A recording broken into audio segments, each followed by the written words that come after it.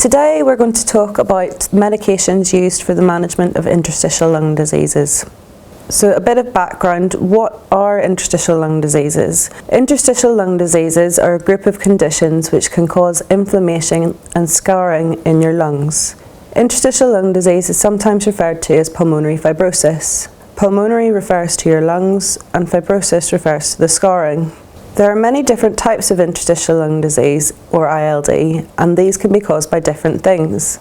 Some of the more common interstitial lung diseases are listed here. This is not a complete list of all the conditions, so don't worry if yours isn't listed here. The diseases are often referred to by acronyms, and this can be confusing. If you're not sure which ILD you have, ask one of your healthcare workers to explain. Some of the different types of interstitial lung diseases behave in different ways, so they require different treatments.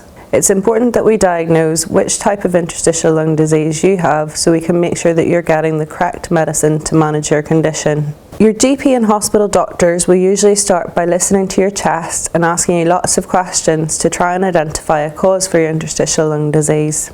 They will also order a chest x-ray and usually a CT scan, which takes a more detailed picture of your lungs. Breathing tests and sometimes walking tests are needed to tell us how severe your condition is and whether you might need oxygen to help you. Blood tests are useful in ruling out some other conditions. These are also used to make sure that it is safe to prescribe the medicines you need to manage your condition. Normally, you will have regular breathing tests and blood tests throughout your treatment to make sure that it is working.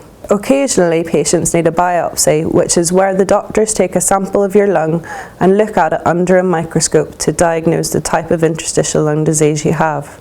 So which medicines are prescribed for interstitial lung disease? As we've discussed, there are many different types of interstitial lung disease, and not all of the conditions respond to the same medicines. You might be taking a different medication than someone else who also has an interstitial lung disease. One of the main types of medicine that we use in interstitial lung disease is immunosuppression. Usually the immune system protects the body from infections. However, occasionally the immune system attacks the body, and this can cause chronic inflammation and can lead to scarring. Some of the interstitial lung diseases are caused by the immune system reacting, and you might therefore be prescribed an immunosuppressant drug to dampen down this response. These medications can help to stop or slow progression of your condition, but they may not work right away. Sometimes it takes weeks or months before the benefits of the medications can be seen. There are some key points to remember while you're on immunosuppression. You should take these medications after food to protect your stomach. If you miss a dose or aren't sure whether you've missed a dose of medication, you should wait to take the next dose as normal. Never take 2 doses at the same time. While you're on immunosuppressant treatment, you will need to have regular blood tests. You should make a note of when these are due in your diary or calendar, as your doctor will need to see the results to make sure that your medicine continues to be safe for you to take. Make sure you order your medication at least 2 weeks before you run out. It might also be helpful to mark this date in your diary or calendar. This will make sure that the prescriber can check your blood results and get your medicines to you in time. This means that you won't miss any doses. If you start to feel unwell when you are on medication, you should contact your GP or the ILD patient helpline for advice on what to do. For example, sometimes it's necessary to stop the medication or to change the dose if you have an infection. Your healthcare worker will be able to advise you on this. If you plan on stopping your medication, you should check that this is okay with your team straight away. Steroid medications such as prednisolone are often used in interstitial lung disease. You should take this medication in the morning after you have had your breakfast. While you're on steroids, you should carry around your steroid card. It is important that you have this with you at all times. Steroids can affect your stomach and your bones, and you might also be prescribed some medicines to protect you from these side effects. Your GP can issue with prescriptions for your steroids and the medications to protect from side effects. You might start by taking quite a few steroid tablets in the morning, and often your doctor will introduce another immunosuppressant medication, usually referred to as a steroid-sparing agent, so that we can reduce the amount of steroids you're taking to 1 or 2 tablets each day. Mycophenolate is a type of immunosuppressant agent, sometimes known as MMF. Mycophenolic acid is a very similar drug and is sometimes prescribed if you have side effects with mycophenolate. This medication is usually prescribed by the hospital and you need to have regular blood tests while you're taking it. If you don't have your blood test done, we can't make sure the drug continues to be safe for you to take. While you're using this medication, it's important that you cover up in the sun and wear a high-factor sunscreen each day. This medication can have side effects. Some patients might feel sick, and this can be reduced by taking the medicine after food. Some patients experience diarrhea when they first started taking the medication, but this usually stops after a few days. If you have ongoing diarrhea, you should contact your doctor or pharmacist to discuss this. Tiredness is common, usually at the start of treatment, and tends to reduce as you continue with the medication. If you feel tired when you're taking the medication, you should not drive or operate heavy machinery. If you have side effects, you should seek advice, as it might be necessary to reduce the dose or to consider an alternative medication. Azathioprine is another immunosuppressant medication, often used alongside steroids. This medication can be prescribed by your GP or the hospital, so it's important to know who you should contact to get your repeat prescriptions. Like with the other immunosuppressant medications, you need to have blood tests regularly while you're on this treatment so we can make sure it's safe for you. You must remember to book these. Azathioprine can make your skin sensitive to sunlight, so you need to wear sunscreen or cover up to protect yourself from the sun while you're taking it. Some patients report experiencing headaches. If you get headaches, make sure that you get plenty of rest and drink enough water. You might also take paracetamol to help with these. Some patients feel sick after they take the medicine. Taking it after food or splitting the doses throughout the day can help to reduce this side effect. If you're having troublesome or ongoing side effects, you should contact your doctor or pharmacist for further advice. Methotrexate is another immunosuppressant medication prescribed for interstitial lung diseases. This medication is only taken once a week. It's important that you know how many tablets to take each week. Patients on methotrexate are often prescribed a medicine called folic acid, and it's important that you don't take this on the same day as your methotrexate. Your GP will usually prescribe this medicine on the advice of your hospital doctor. Like with the other medicines we have discussed, you must have your blood tests done regularly throughout the duration of your treatment. Side effects of this medication include loss of appetite or feeling sick, which could be lessened by taking the medication with plain food and a big glass of water. You may also experience diarrhea, and if this happens, you should ensure that you're drinking plenty of water. If it continues, you should contact the person who prescribed the medication for advice.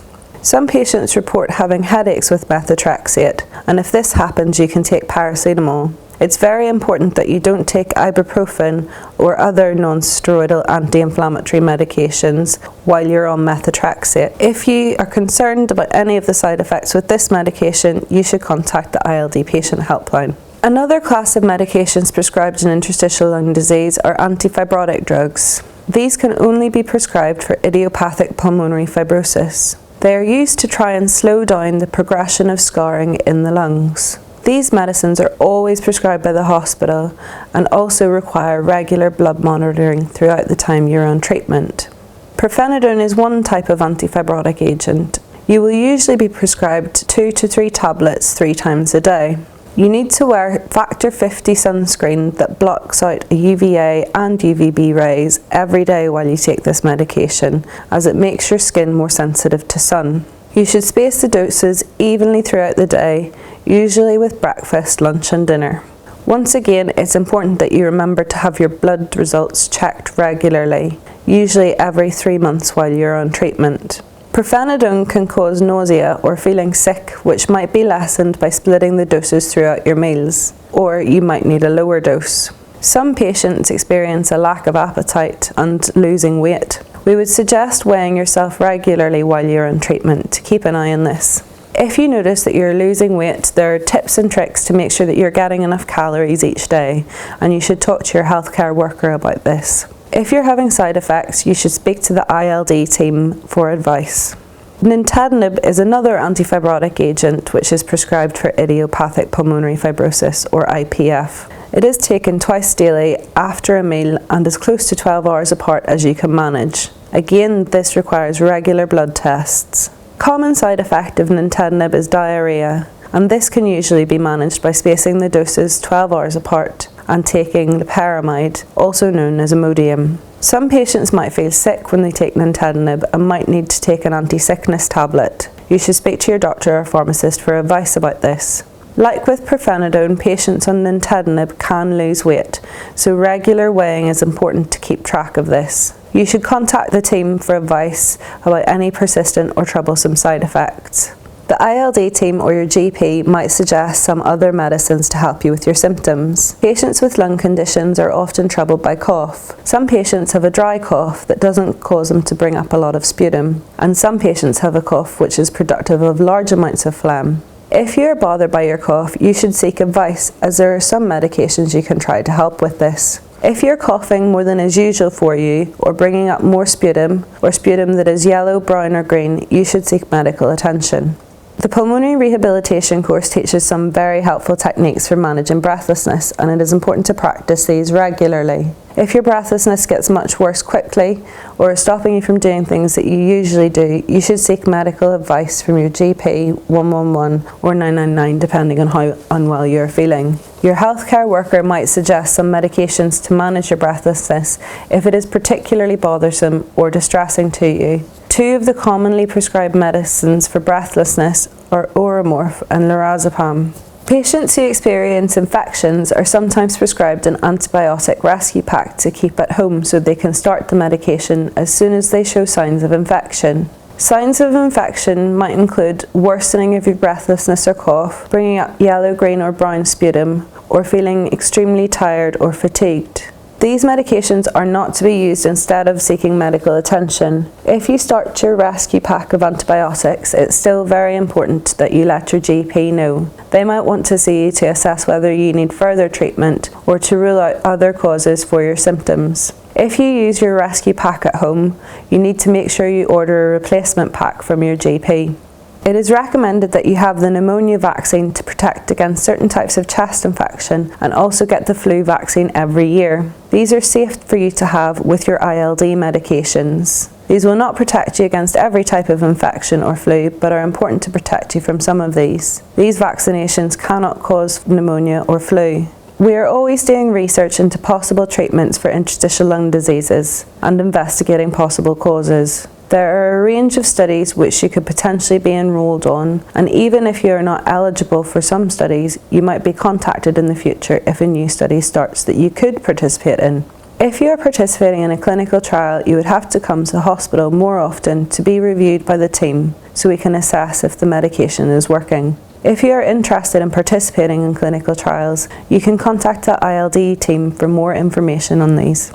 Here are some key points to remember about your ILD medications. You should not stop a medication without telling the ILD team that you are doing so. We might be able to help you manage any side effects or suggest an alternative dose or medication. Whenever you start a new medication, it's important that the prescriber knows you're taking a medication for your ILD, as this may not appear in your GP records. Always remember to tell them. If you're unwell, it may be necessary to stop your medication temporarily or change the dose. Please check with your GP or the ILD team for advice on this. A lot of medications for ILD mean you need to have blood tests regularly. It's important to be organised about this so you don't forget to book them. It might be useful to have a diary or calendar so that you can mark all your GP and hospital appointments and note when you need to book your blood tests and reorder your ILD medications. If you're unsure about any aspect of your medicines, you should always ask for advice, and you can do this via your GP or the ILD patient helpline. Thank you for listening to my talk.